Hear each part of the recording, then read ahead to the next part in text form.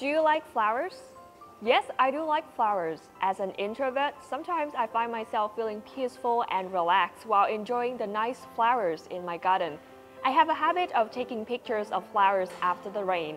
I feel most at peace spending chunks of good time on my own in relative silence, contemplating the beauty of flowers with raindrops through my camera lens. What is your favorite flower? White roses are truly my favorite flowers. They are traditionally associated with marriage and new beginnings. However, their beauty has also made them a gesture of remembrance. Therefore, a bouquet of white flowers or white rose is a perfect way to say, I'm thinking of you. Do you think flowers are important? Yes, they are important because of two reasons.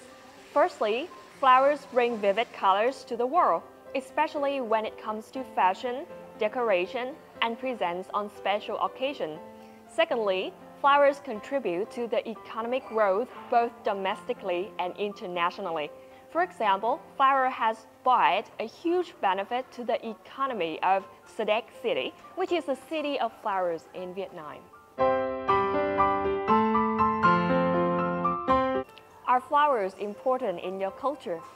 Definitely, with beautiful meaning, some flowers are chosen to show people's key virtues.